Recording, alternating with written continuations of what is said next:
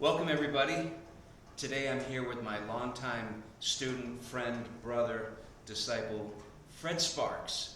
I'm going to put Fred on the hot seat and grill him a little bit, get him to answer some questions, and I'm really looking forward to this conversation with this amazing person. So stick around. Welcome everybody. Today I'm here at the beautiful St. Sahag Armenian Church with my longtime friend, student, brother, disciple, Fred Sparks. Fred has been with me since about 1987, 1988. We have traveled many roads together, not just Tai Chi and martial arts, but Sufism, and we've traveled life together, and it's been an amazing journey, and I just really wanted to share Fred with all of you. So, Fred, welcome to my podcast. Thank you. First question, can you fill in my audience kind of how we met and all that wonderful karma that brought us together? Okay.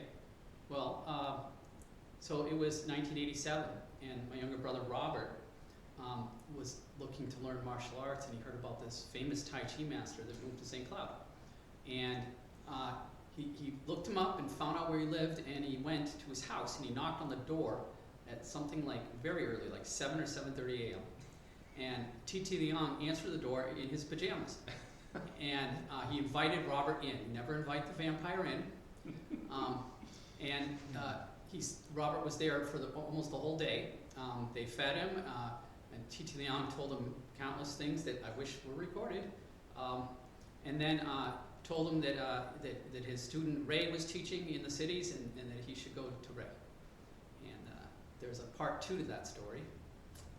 So we'll save that for just a moment. So Robert came back and looked up Ray, and then private lessons were very affordable back then. But my brother was always, he was a professional comedian. He worked in Hollywood for years, and this was when we were young. He got 7 of us together so that he would only have to pay a certain amount, and it was group private. He insisted I come along, and our first lesson was in the old school over there off of University, 2nd or 3rd floor, whatever it was. Mm-hmm. And I had just gotten off an Army Reserve drill, and I was in full uniform with Army boots. He came up the stairs very loudly, not trying to disturb anything, but they were all old wood floors, and came inside, and Sifu was standing there, and I think he'd already started, and he just never turned around to acknowledge my presence.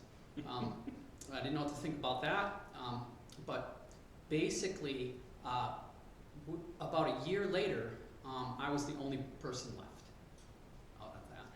So Of that group, yeah. Of the group. Yep. Yeah. My brother hung in there for about a year.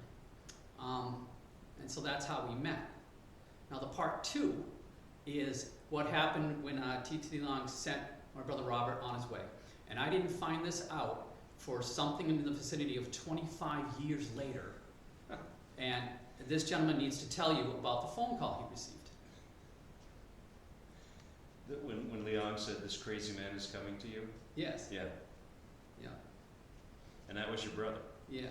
Yeah. Well, I believe what you told me was, Liang said, "This guy came to my house. He's crazy. You must teach him." So, yeah. So yeah. I can only imagine what was in your mind. Well, I can tell you this: your brother was the first, but he wasn't the last. Mm. So there were many times that Master Liang sent people to me, and it wasn't always good, but it was fortuitous that he sent your brother, and I got to meet him, and you came in. Yeah, I'm cheating by looking at your questions, so I don't get as nervous.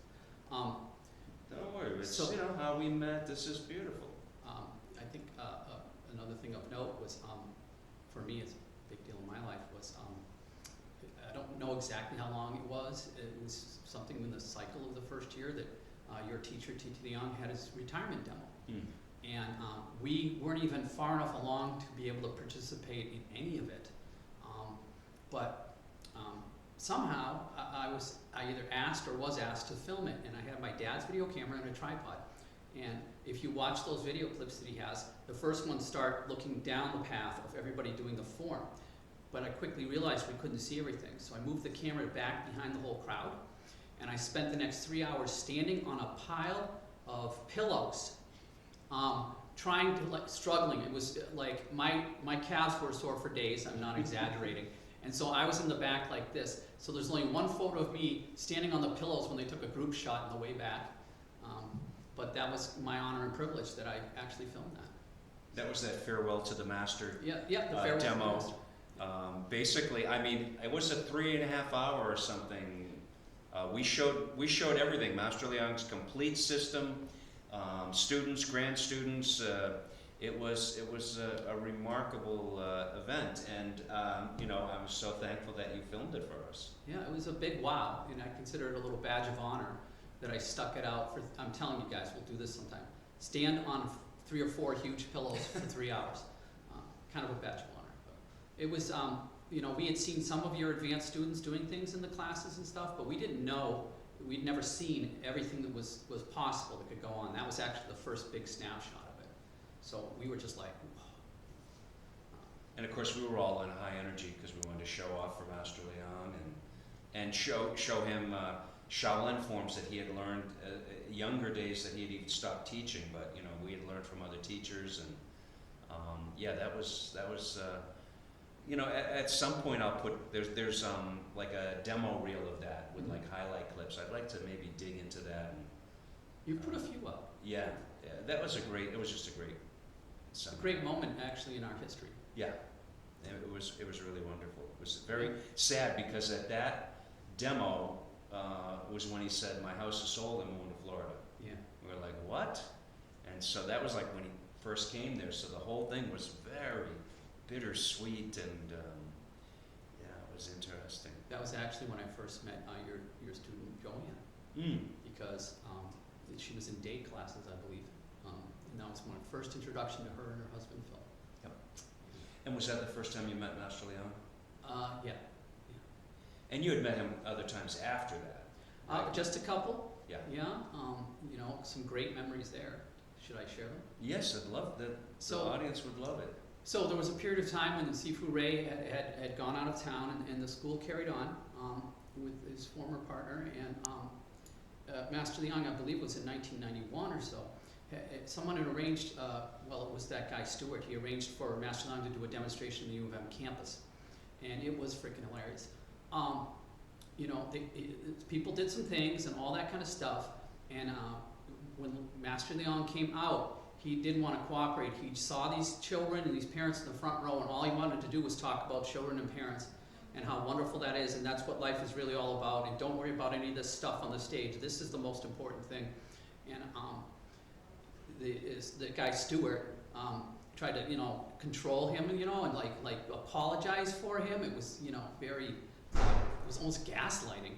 And your teacher, T. Leong, put him in a real joint lock and slammed him into the ground. And then he said, "Who are Ray's students? Who is Ray's students?" He stopped everything, and there was like 4 of us there. I think Joanne, I was there. I'm not sure if James was there. There was just 4 of us, and he said, "Stand up." And he said, "Ray Hayward is my only student. This guy is phony." And it was a very, I was like, wow, this is very problematic. Actually, I have that on videotape. Did you tape? Somebody taped that. I did not tape that. I would love to see that. Yeah, that has been archived. It's not something I put out in the public, but Oh, okay, sorry. Yeah. You might want to edit that, then I don't know. no, it's a story. It's your story, and it's really it makes me feel good that you know, Master Leong remembers me when I'm not around, and Oh, yeah. yeah. And then the third time was, they were bringing him, he was staying in South St. Paul, and they were bringing him to class, and I think it was in 93 or so, and you can track his age and his life so easily because he was born in 1900. And I think that his wife had passed by then. Yeah. And so students were coming and getting him and stuff and bringing him to class. We had this blue chair, and I'm amazed he never fell out of it because it was on wheels. And Sifu Ray was bringing him in one day, and he did his classic. He came up to me, I was sitting on the bench, and he said, "Hey, this guy's trying to kill me, stop him." you know, and so there was this one night at Tita Leong, you know, he would sit there and he would do the form with us, and he would sometimes offer corrections, and he'd sometimes be sleeping or nodding. And one night, I share this with people all over the place because it's such a life lesson. He went, okay, the path to mastery, and everybody gathered around. It was like, you know, when E.F. Hutton talks, people listen. And so he said, the path to mastery, he said, you improve a little bit and you hit a plateau. And you improve a little bit and you hit a plateau. This is the path to mastery. We're all like, whoa, right? Because, I mean, you know, we really revered him and this lineage and this teaching. We really, really did, and I still do. So that was the one night that I drove Tita Leong home. The one night. And I'm in my beater car, you know, he's 93 years old, and, you know, and it's dead silence in the car. And your teacher leans back and he says, "It is bullshit." And I was, what? I just jumped out, I'm like, ah, like what? He said, "It is bullshit." He said, when you're on the plateau, you're improving. And when you think you're improving, that's your ego lying to yourself. Wow. So that is my lesson from Master Titi Leong. Wow. So I share that everywhere. Yeah. Yeah. Yeah. Wow, that is beautiful. So yeah, so you met Master Leong, and you had, you know, studied and learned from his system. What are some of the forms that you learned, or you know, what are some of the styles you learned over these many years? Well, first of all, you know, I overanalyze everything, right? So to my own detriment.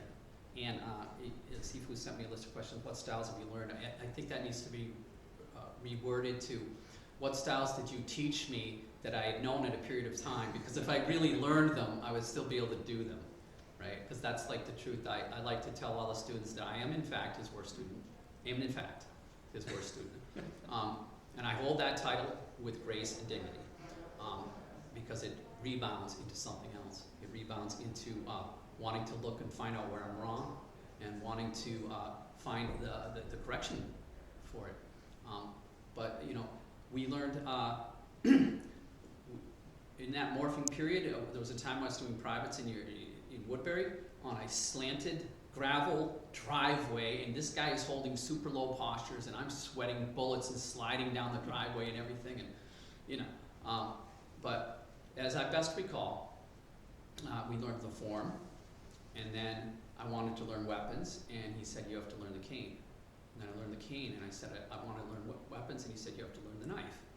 And then I said, I want to learn this, and well, we were still, we had picked up people's swords, and we were flipping around and everything, because we loved it, you know, it wasn't really a disrespect or anything, but like, we already learned how to do the flowers, me and my brother, because we were so enthused, and you know, and again, I filmed the demo so we could see everybody doing the flowers. But then he taught me the sword form, and there was a bunch of stuff that started to grow from there. Was that with the tassel at that time? Yes, yeah, I learned sword with tassel. And my goal was I wanted to do push hands, and he said no. He said, you're not ready for that, and you have to go through these other things first. So I did. You know, and it wasn't that it was out of, you know, it was basically because I wanted to learn something else. I didn't know why the sword form was such a big deal to him, you know, because I watched martial arts films and everything too, and of course I don't have his history. I didn't even know his history at this point, right? He was just this guy that was teaching really good martial arts in the Twin Cities. But the sword form was like, whatever, you know, you want me to learn this, so I'm going to learn it. I had no idea, you know, the magnitude of it. So eventually you allowed me to start attending pushing hands classes.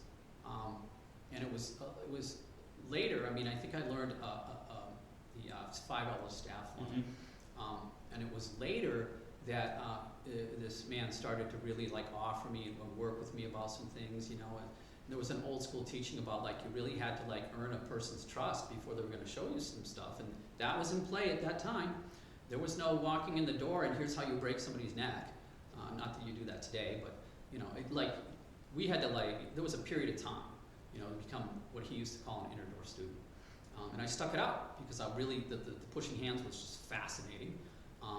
And I had two questions that I wanted to answer because I grew up in physical violence, and I grew up fighting poorly, but fighting all throughout school and high school and after, and there was questions and things I didn't understand, and and I was seeking answers to those questions. I wasn't trying to learn to beat somebody up.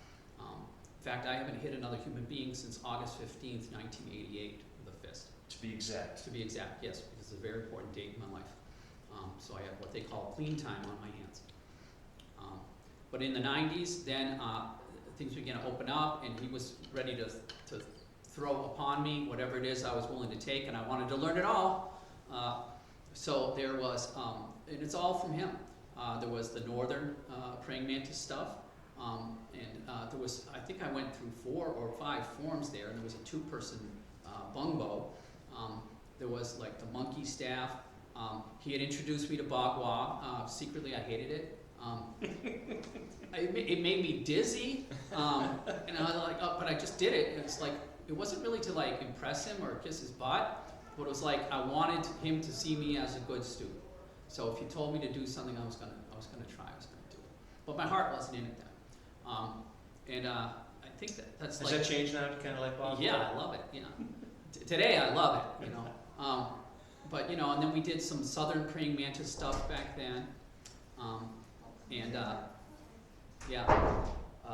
And then there was just, and everything started to grow and grow and grow. And during that period of time, he had ended up meeting his teacher, Wyland Choi, which I actually didn't know about. I didn't know about it until he announced that there was going to be this seminar in 1996. So things have started to really speed up and evolve from there.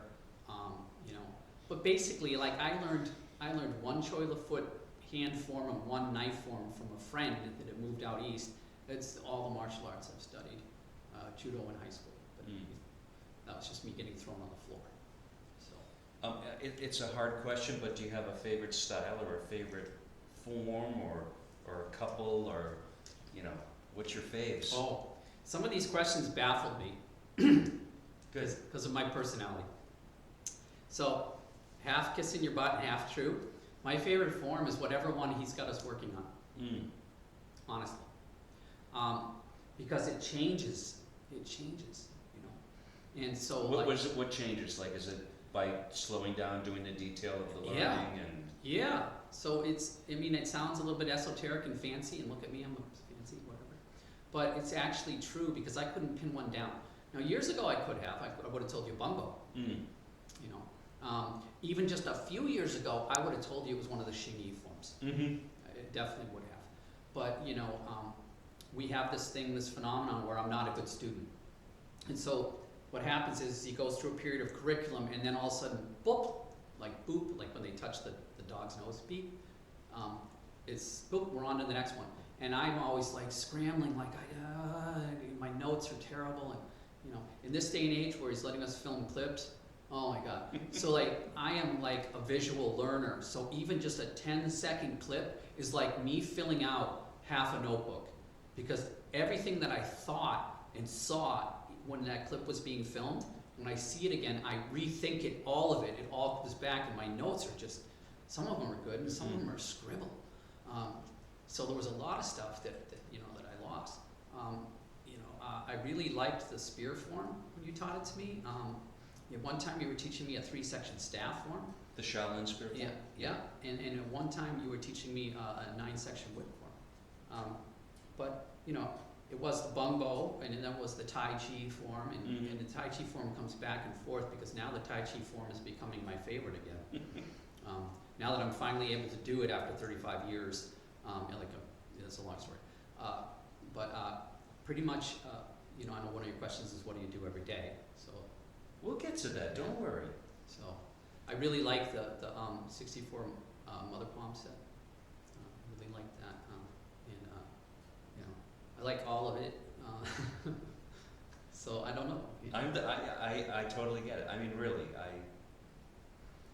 I've never seen a martial art I didn't like. Now, there's plenty of them I haven't studied because just the time and energy. But when I meet somebody that does a martial art that I've never studied, or it's like, please give me some ideas what's going on. And I don't know. I just love it all. Yeah. Okay, but now I will ask you. So, when you have free time and you a day that you can practice whatever you want. What's your daily practice? What's your you know what's your daily practice? How's that? Well, I try to do something every day, and it's usually the standing meditation and probably just the Tai Chi form. I've shared with your students that there are days when I don't feel like practicing, and especially the beginning of COVID. And what I would do is I would just walk through the forms without really trying.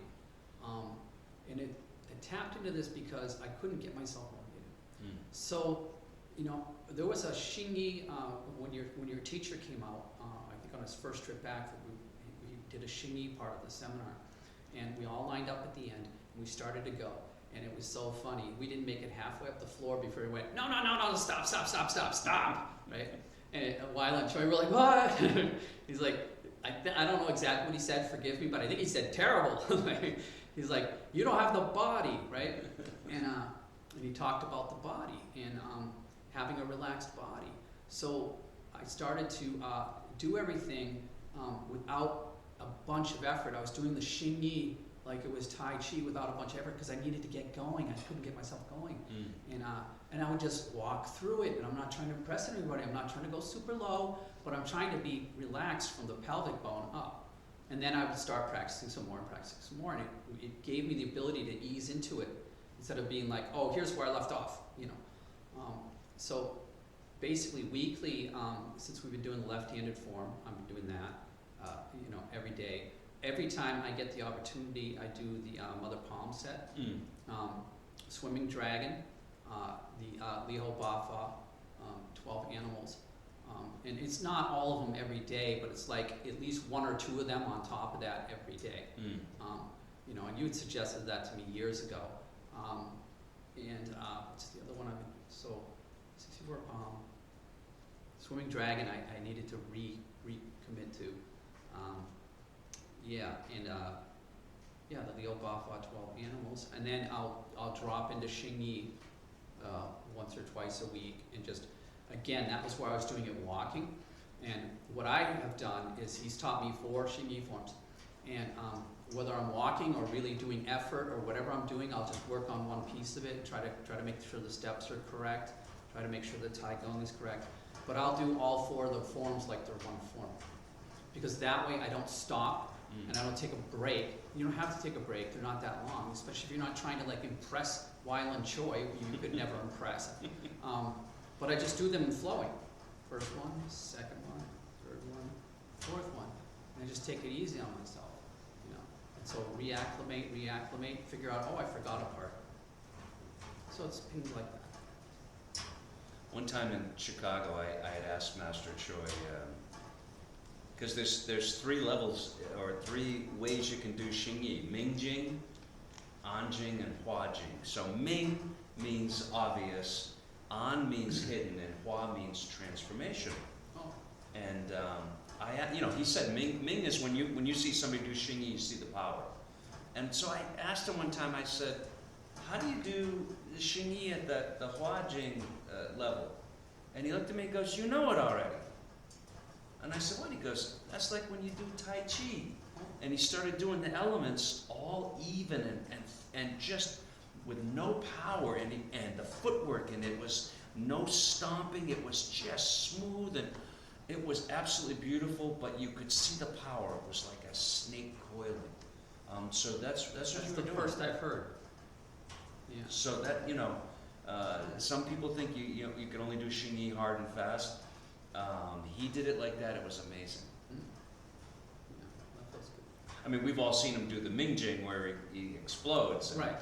you know, and punch the bag, and just raw power, amazing, you know, 9-joint harmony power. But to see it all getting refined, and it was like he was doing, you know, a Tai Chi form or the main form or something like that. It was, Right. Liho Bafa. so you were doing that. Yeah, doing it not like he can, but you know, trying to like incorporate what he actually said and what you've actually told us instead of just, you know, being stiff.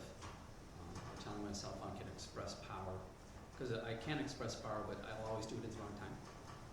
You know, like it's like, you know, someone in our class tonight made a mistake, and it wasn't that they made a mistake; they were just doing the right thing at the wrong time. You know, They were serving breakfast at dinner. You put the sword over this side instead of this side. Yep.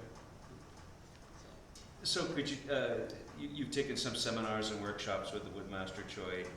Could you share a little bit of that experience with my audience?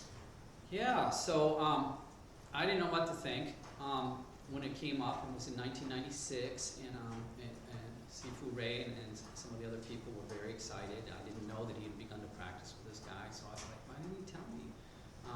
Honestly, I was like, he's always up to something. So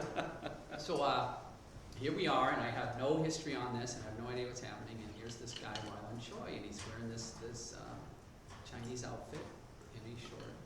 And that was the most captivating and intimidating 2 days, possibly that I've ever had. The guy, at first I'm looking at him, because this is just what the worst student in the school does. I was looking at him at first, I'm like, well, he's not very low, and it's just like a con, right? Because he had had somebody come out a few years before, and I won't name names, who I feel to this day was a con artist. So I was like, okay, let me watch this. And then he started to, with everything he did, he did the application. And he started tossing some of the people in the school around like they were made of paper, like they were rag dolls. I watched him do a sweep on a guy that was millisecond. It was like watching a snake strike.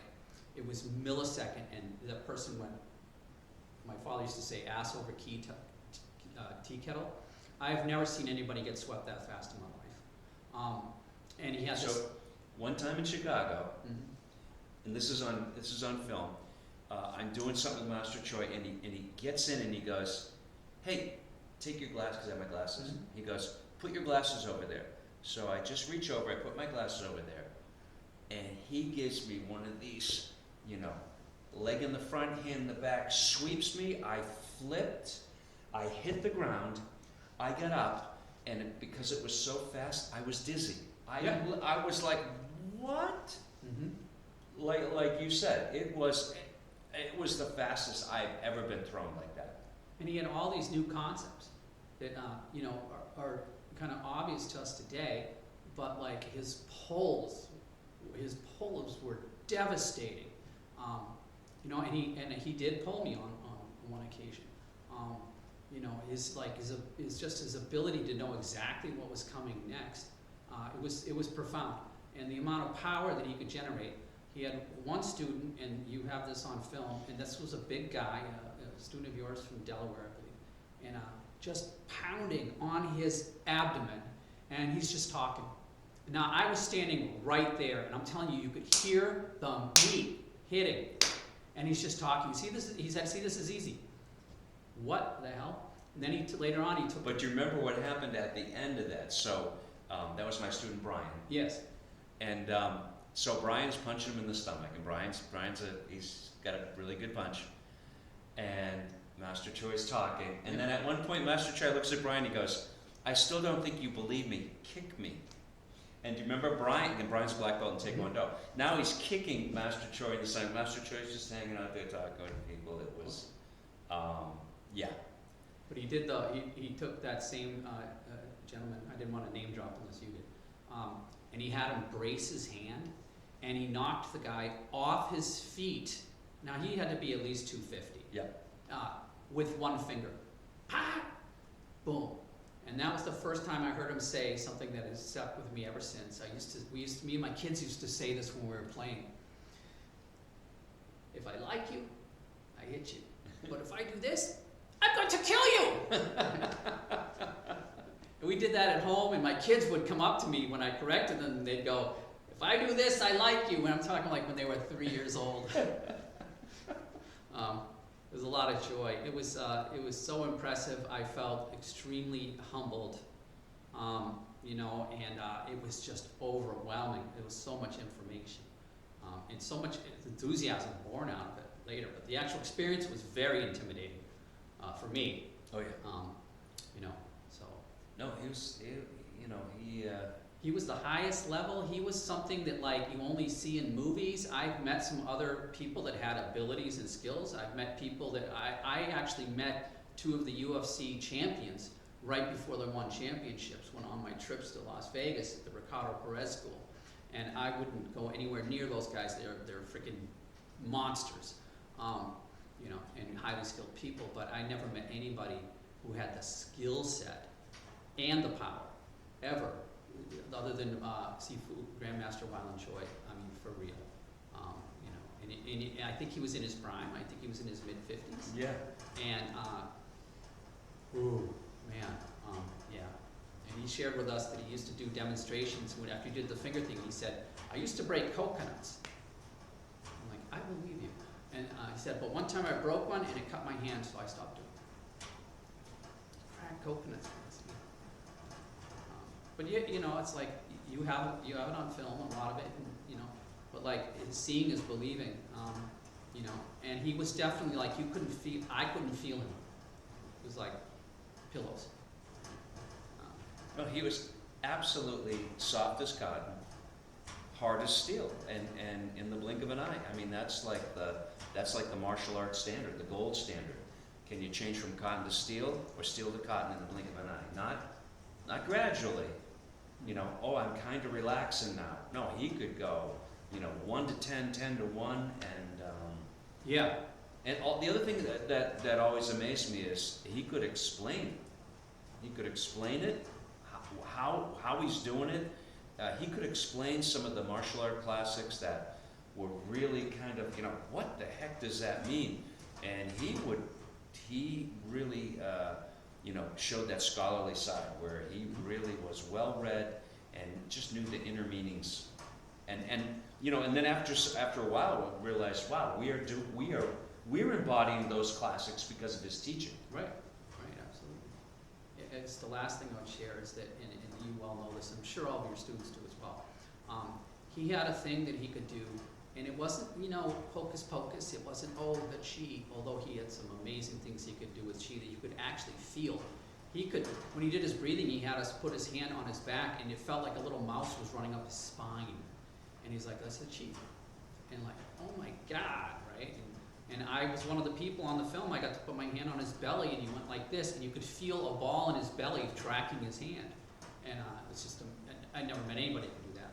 But he had a thing that I think that you have inherited from him. I've asked you about it many times, I still can't do it.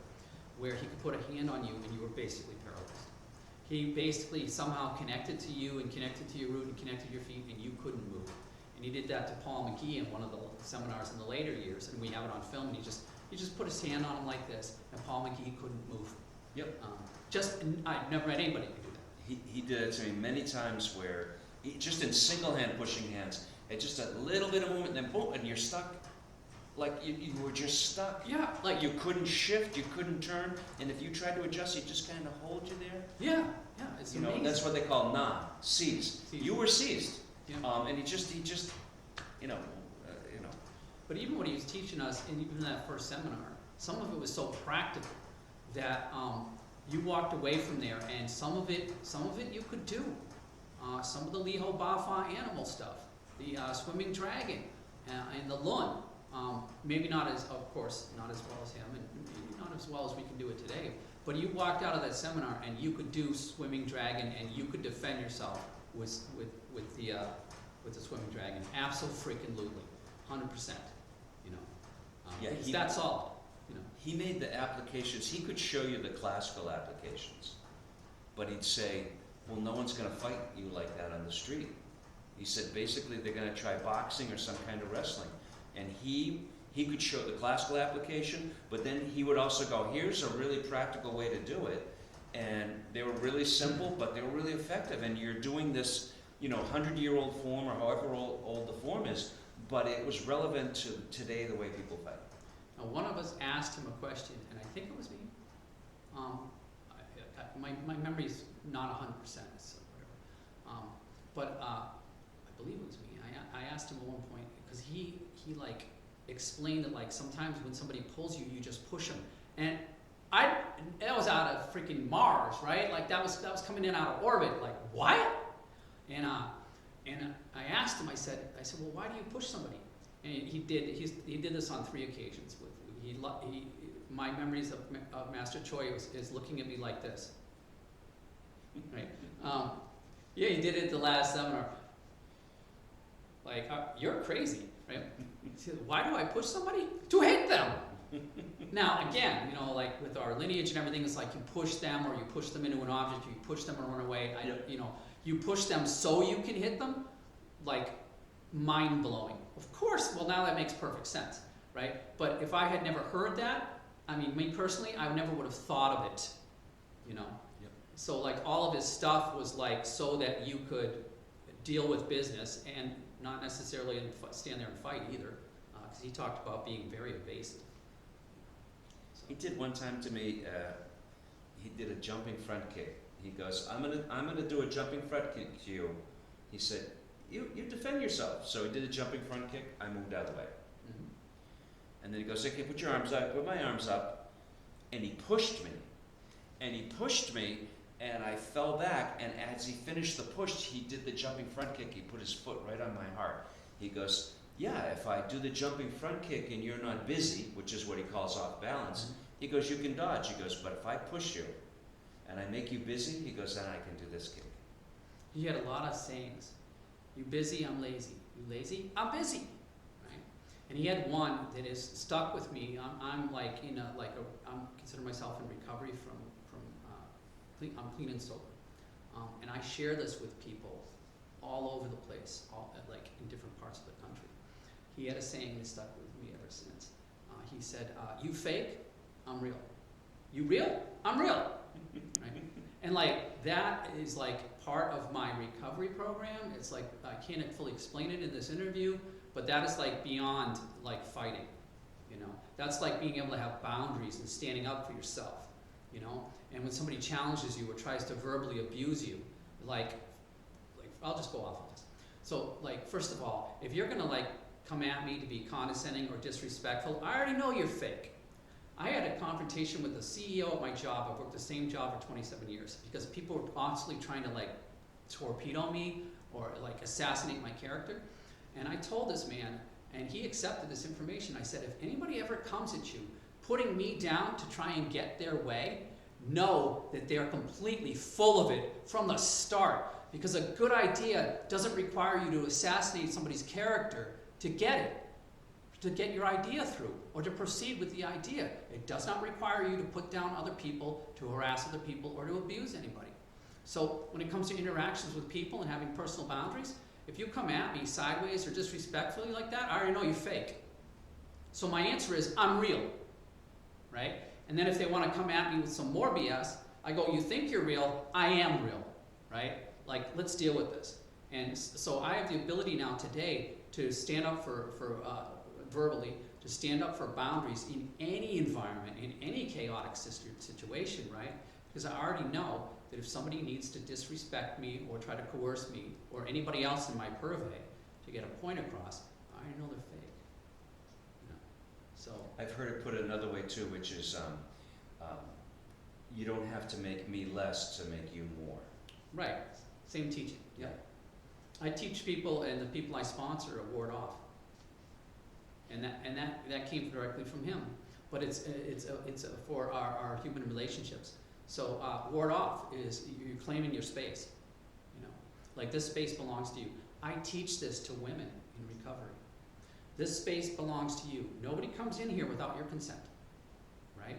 But the thing about a boundary is that if I have to push at you to set a boundary, you can pull me. And this is part of his teaching, right? So a real boundary is where I have a right to my space, but I don't have a right to harm you to have my space. I can stand up for myself without harming you, embarrassing you, or hurting you. And that is the pushing hands of application of rule. Master Leon would say, maintain the center. Yeah. You don't enforce the center by, Huh. you maintain your center. Yeah. In conversations, in communication, at work, in my private life. Absolutely. You know, so. We were just talking about this, I was talking about this with Paul Gallagher about Master Leon's verbal pushing hands ability. It's easy to see his neutralizing, seizing, and attacking, but a lot of times he would do it verbally, mentally, emotionally. People would attack him, he'd yield, or whatever. It was interesting. Mm-hmm. And, that we can apply these principles to more than just, you know. Absolutely, absolutely. You know, yeah. Well, Fred, I'm gonna take us off course of martial arts, and I really enjoyed, you know, reminiscing with you and hearing your stories. But I'm gonna give you a couple of questions that you know, may or may not lead us back to martial arts. But here's a question, and it's a question that I ask everybody. It's a loaded question. You can answer it any way you want, but it's this: what is your happiest memory? So this was a question that when you sent me in the email, it just baffled me. Because I didn't know if I had a happiest memory. And so he giving me the questions a couple days in advance, I had an opportunity to meditate on it. And I have a lot of grief attached to my memories because my parents have passed on. I was able to be there for them in the last few years. I was able to be there for them through the dying process. I was holding my father's hand and my mother's hand while he died. I was holding my mother while she died. And I was given that gift, right? But I have grief attached to memories, you know. I was married for 16 years. I loved being married. I loved my wife for the vast majority of that entire period, probably past it. Love my kids to this day. But there's grief attached there. I got divorced in 2010, and so it's been really hard for me to pick these things apart. You know, there's been times in my childhood, a couple times, there was times with you, there was times doing other things, and so what was it? I just had to like pray on it, and so here it is. So I got clean and sober in 2004. I've been clean for over 13 years, and I relapsed for a couple of years. And so 2004 it was. Got separated in my marriage for a year. It was horrible. Moved back in around about December 2005. We had nothing. We were broke, right? There was huge debt. The vast majority of it was my fault. I felt ashamed of myself as a human being. I'd actually dropped out of the school because I didn't want to like embarrass myself or you or have the whole school watch me and tumble and fall and my life fall apart into the toilet, which it was. So it was mostly embarrassment and shame. So there it is. It's December 2005. I'm back in the house. Got mounds of debt, and we had no money for Christmas. I just moving back in the home. If you think you're going to get separated, it's going to be great. Don't kid yourself, because now you better have two incomes. Because I was not about to like screw my wife over or my kids or not pay the mortgage, and there was none of that. So I basically starved for a year. I moved back in. We have nothing, and I got a $400 bonus at work. And so I come home and I tell my wife I got $400 at work. Just so happy, right? And we're living in this. Is it okay to swear? I don't know. This is going to be on the web forever. We're living in this absolute. I don't use the word shithole because that other person. Yeah, don't say shithole. No. Just this trashed home on the east side of St. Paul. It was just the foundation was falling apart. It was all we could afford. The floors were warped, and so we had nothing. So I gave her the money, and she went down the street to the Target store. And about a half hour later, my phone rang, and I answered it, and she's sobbing. She is sobbing hysterically. I dropped the money. I want to kill myself. I'm like, just come home. It's going to be okay. And I didn't hit up my father for anything about this, but like I ended up, like within a day or so, it came up in conversation. So he bought us a Dreamcast and a couple of games. And the aunts and uncles had a couple of presents, and so I was so ashamed. It was like the smallest Christmas ever, and I have 3 beautiful sons, the oldest and twins, right? So here it comes Christmas Day, and I'm just like dreading this. And it was the most wonderful, beautiful Christmas that I've ever experienced in my entire life. There was like some blessing on it. Like the kids were so happy. I've got like 3 pictures from that day. I should have taken more. I have this picture of my twins sitting on this thing you rest your feet on, side by side, kneeling, playing this video game, right shoulder to shoulder. The frickin' joy. That is my favorite memory, absolutely. it was the best time of my life. The laughter and the giggling and the connection, and we weren't distracted and we weren't all over the place and we weren't like retreating to our corners. We were just all together because there was only a few presents. So we were all in the same room all day, right? Beautiful. And it was just like, oh my God. Beautiful. It's definitely one of my most cherished memories. But it's like when you ask about the favorite form, there's many, It's a loaded question. you know.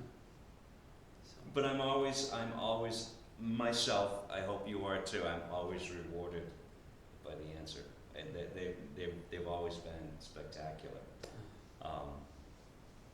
I'm gonna give you one more question today, and, but what I'd like to do is, as I mentioned earlier, that, you and I had traveled the Sufi path together for many years, and that's a really unique story in itself. I'd like to invite you back, and I would like to do really just talk about our Sufi journey. I'd like you to talk about your spiritual journey. I know you've been a spiritual seeker.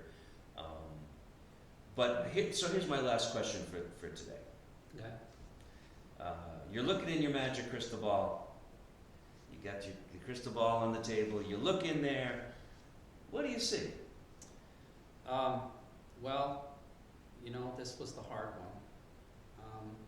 Again, I'm in a process in this world, and I'm trying to recover from grief and all that. The truth is when I read that, I saw a thing from a movie, which and I'm sure everyone who sees this knows, of the Lord of the Rings.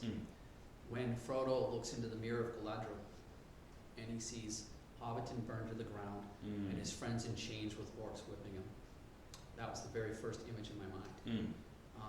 Not to be melodramatic or morbid, but like we are living in incredibly perilous times right now. And so that really disturbed me, and I gotta think of something better. But like that was in my head, and I remembered the two things from that movie. Galadriel said, and these are some of the things that have not yet come to pass. And then she had said to Samwise, she had said, but hope remains while fellowship is true. Right? So I have to remember that even when I'm projecting negativity, or I think and I do think that we're headed for a rough time here, that hope remains while company is true. Absolutely. So that was one thing I see in the crystal ball. The other thing I see in the crystal ball has something to do with Tai Chi. I feel like at this point, all of a sudden, the door got cracked open. Now, when a door gets cracked open, you can see into the next room, right? But you're not in the next room. But you can see there's activity in that next room, like when you were a kid. But like your teaching of the last 2 years has just cracked a door open. And it sounds insane and ridiculous, but I can see through that crack in the door that it might actually be possible for me to actually learn this.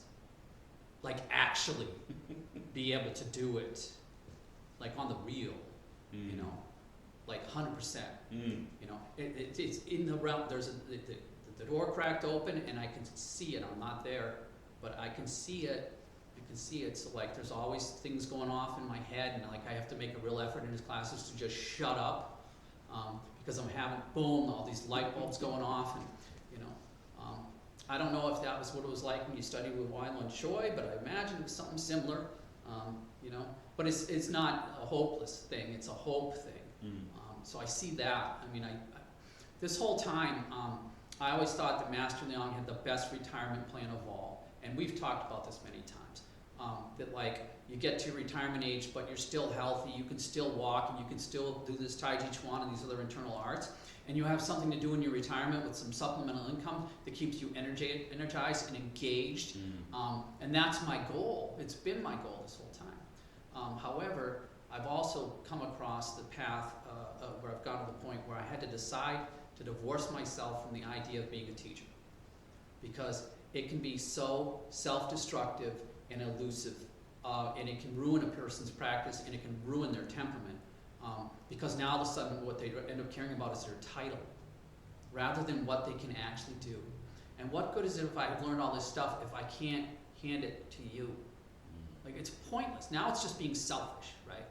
So my goals, as I've shared with you openly, I had one goal that was completely dysfunctional, but I mean not completely. It was flawed. It was imperfect. I had told this gentleman that like one of my goals was to be able to like beat up one of his rivals. Because you fake I'm real, you real I'm real. I want to be real, right? Now I don't actually want to go to this person and beat them up, but I want to be able to, right?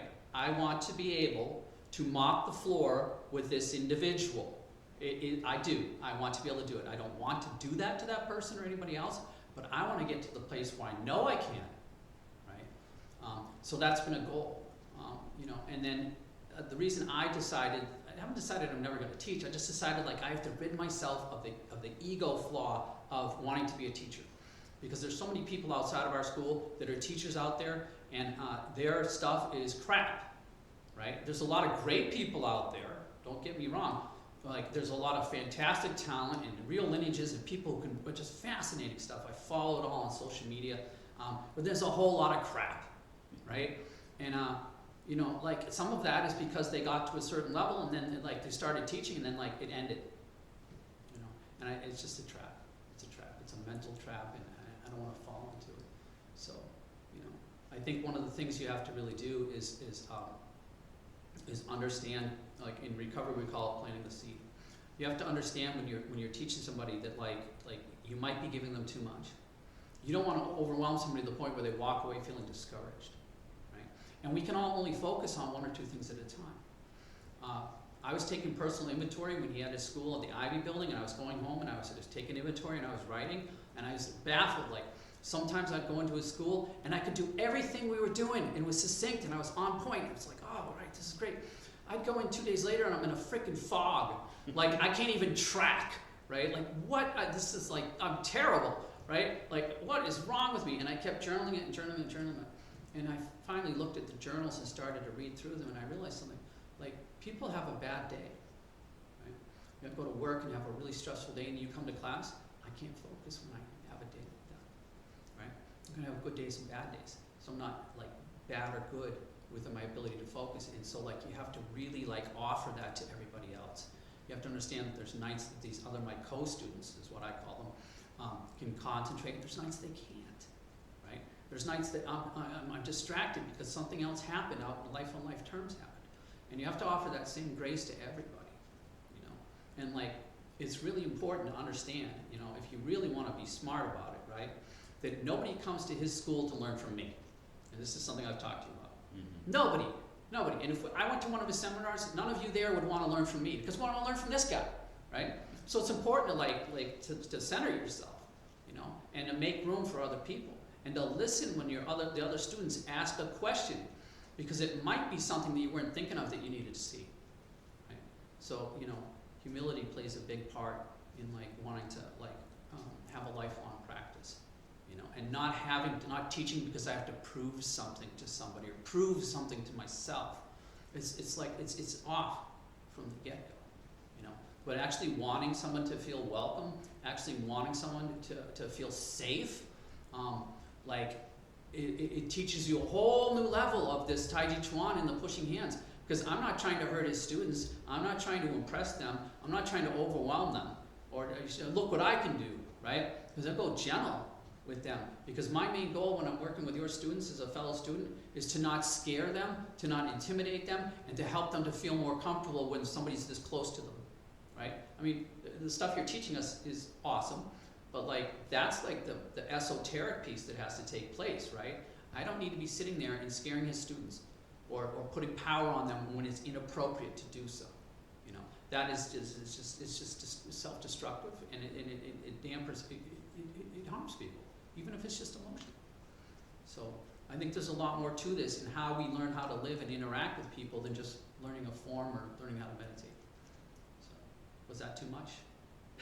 Well, I just want to go on record here and say that you are a fantastic teacher, and the times that when I travel and I've left you in charge of class, I always get excellent feedback. So I think that your retirement plan of teaching some classes and doing some seminars, people will be happy to have you. So I just want it's on the record now. Mm-hmm. So Fred, this has been fantastic, and like I said, I'd like to do a follow-up one. Okay.